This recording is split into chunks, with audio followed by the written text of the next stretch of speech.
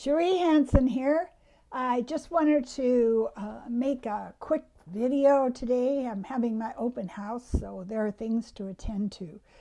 But as I was strolling through my mindscape, I came across the word ladylike. Ladylike was the ankle shackles that my family put on me when I was growing up. Ladylike meant you don't attract attention to yourself, you don't argue with any authorities, you always keep your knees together, you don't flirt. When you go to church, you wear gloves to cover your hands. And the other word that was used a lot when I was growing up is well behaved. We'll talk about that. On Facebook today, someone was complaining about a politician who was making up mocking memes about the monster. And someone put a comment there, that's not nice. And I thought about how much that term keeps people passive. Because we think that if we criticize or refuse to obey or have a disagreement with someone, say, who's molesting children, that it's not nice to be critical. The only people that adhere to that are people who are enslaved by the concept of serving a master. One of the greatest Buddhist teachers in the history of the earth, Thich Nhat Hanh, was a disruptor. He was attempting to save some of his people that were being left behind in Vietnam.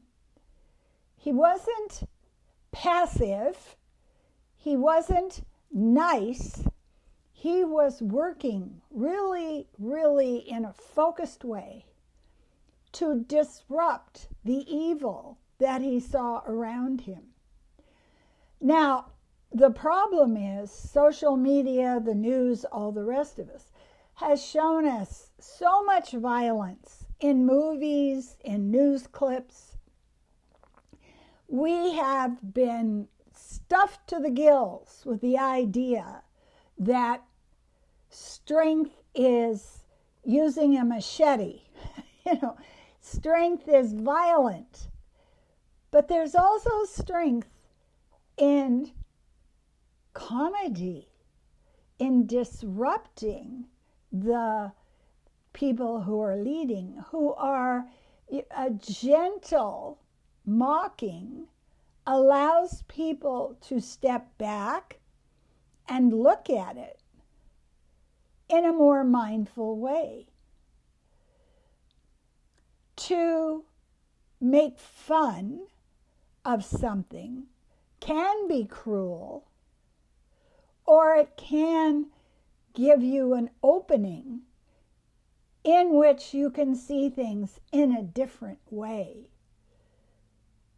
So the question is, in our society, we have been locked into duality. There is only bad or good. There is only leaders who are good and followers who aren't following who are bad. And there is only one way to behave except for the monsters who aren't behaving that way. But that's okay because I'm nice. I remember once I was at a women's conference, and there were a bunch of women all sitting at a table eating lunch. And a man came and sat down at the table. And he started to attack lesbians. You know, there was something wrong with them.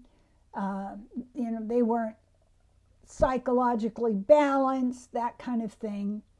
And I immediately said, look around the table. I think you need to leave. This is the wrong table for you. And he got up and left. And I was so proud of myself. Instead of sitting there being nice and hearing him attack and abuse women who make different choices than I make, I spoke up and I simply said, this is not the table for you. That is what is going on with many of our leading politicians right now. They are saying, this is not the place for you, the way that you act, the way that you are spreading cruelty, the way that you are working on building the fires of hatred. This is not the place for you. So anyway, that was the thought that came to me today.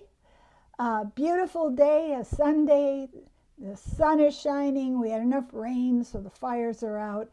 One of the things I think is really important in life is to stop and recognize when things are good. You know?